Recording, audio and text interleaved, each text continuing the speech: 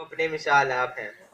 پرفتن ماحول میں رہتے ہوئے اور چاروں طرف سے دشمن کے نگے میں گھرے ہوئے رہنے کے باوجود امن کو بحال رکھتے ہوئے آپ صلی اللہ علیہ وآلہ وسلم نے جس طرح اپنے مقصد اعلیٰ کو پایا تکمیل تک پہنچایا ہے، اس پر پوری دنیا حیران ہے۔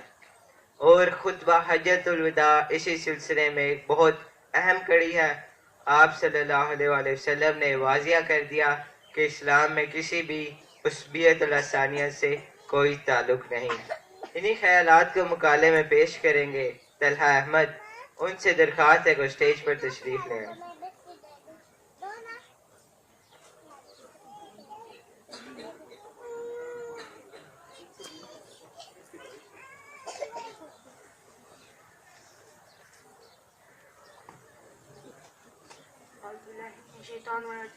بسم اللہ الرحمن الرحیم۔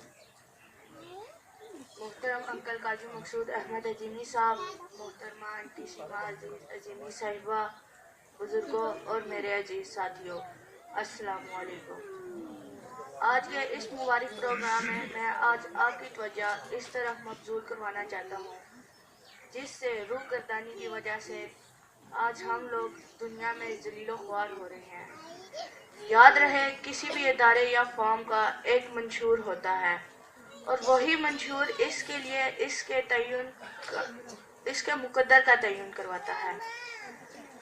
جب کوئی ادارہ یا فارم اپنے منشور کو ترک کر دیتا ہے تو نہ صرف وہ دنیا میں ذلیل و خوار ہوتا ہے بلکہ تباہی اور بربادی اس کا مقدر بن جاتی ہے۔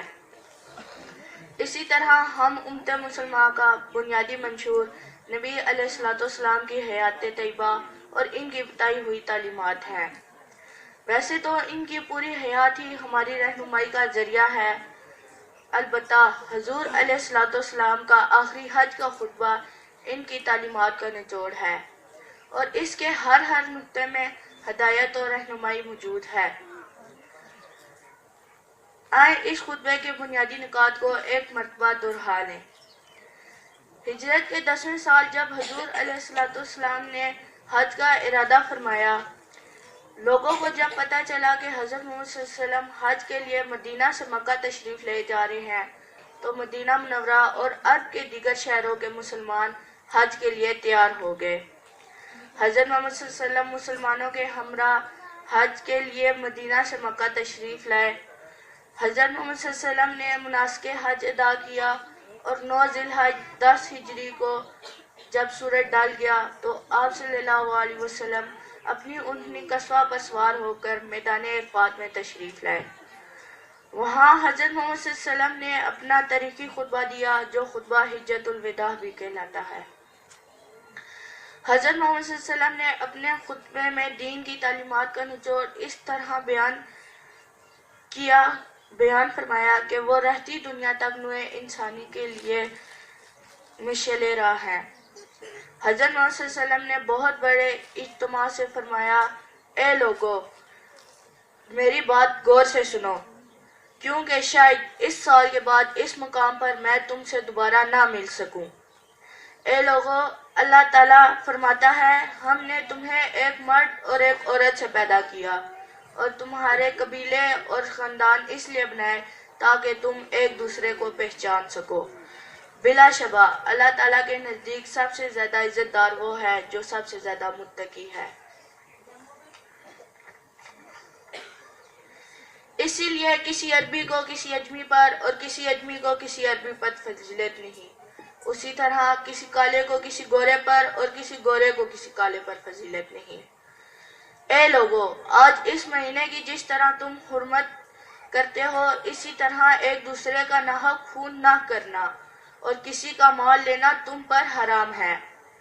خوب یاد رہو کہ تمہیں اللہ تعالیٰ کے حضور پیش ہونا ہے اور وہ تمہارے کاموں کا پورا جائزہ لیں گے۔ اے لوگو، جس طرح تمہارے حقوق عورتوں پر ہیں اسی طرح تمہاری عورتوں کے تم پر بھی کچھ حقوق ہیں، اس لیے ان سے نرمی اور محبت سے پیش آنا۔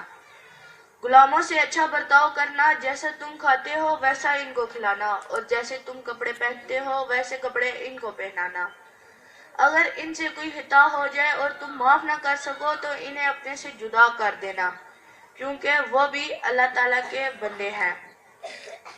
ان کے ساتھ سخت برتاؤ نہ کرنا۔ لوگوں، میری بات غور سے سنو، خوب سمجھو اور آگاہ ہو جاؤ۔ جتنے کلمہ گو ہیں سب ایک دوسرے کے بھائی ہیں، سب مسلمان اخوت کے سلسلے میں داخل ہو گئے ہیں۔ تمہاری بھائی کی چیز تم پر اس وقت تک جائز نہیں جب تک وہ خوشی سے نہ دے۔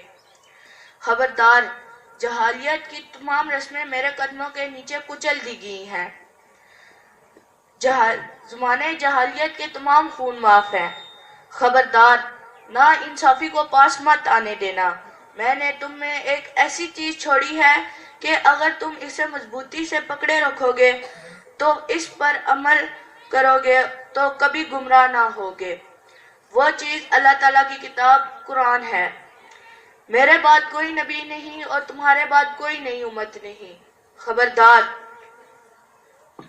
اپنے رب کی عبادت کرتے رہو، صلاۃ قائم کرو، ماہ رمضان کے روزے رکھو، اپنے اموال کی خوش دلی کے ساتھ زکوٰۃ ادا کرو، اپنے رب کے گھر کا طواف کرو، مذہب میں غلو اور مبالغے سے بچو، کیونکہ تم سے پہلی امتیں اور قومیں اس عمل سے برباد ہو چکی ہیں۔ خبردار، میرے بعد گمراہ نہ ہو جانا اور ایک دوسرے کا قتل نہ کرنا۔ تمہیں اللہ تعالیٰ کے سامنے حاضر ہونا پڑے گا۔ اے لوگو، تم سے میرے متعلق سوال کیا جائے گا تو بتاؤ کیا کہو گے؟ لوگوں نے عرض کیا، ہم گواہی دیں گے کہ آپ صلی اللہ علیہ وسلم نے اللہ تعالیٰ کا پیغام ہمیں پہنچا دیا ہے اور اپنا فرض پورا کر دیا ہے۔ آپ صلی اللہ علیہ وسلم نے اپنی شہادت کی انگلی کو آسمان کی طرف اٹھایا، پھر لوگوں کی طرف جھکا کر فرمایا، یا اللہ تو گواہ ہے۔ پھر فرمایا، خبردار، جو حاضر ہیں وہ یہ کلام ان لوگوں تک پہنچا دیں جو یہاں نہیں ہیں، خواہ وہ اس وقت موجود نہیں ہیں یا آئندہ پیدا ہوں گے، کیونکہ بہت سے وہ لوگ جن کو میرا کلام پہنچے گا وہ سننے والوں سے زیادہ اس کی حفاظت کریں گے۔ خطبے کے بعد حضرت محمد صلی اللہ علیہ وسلم نے حج کے بقیہ ارکان ادا فرمائے اور مدینہ تشریف لے گئے۔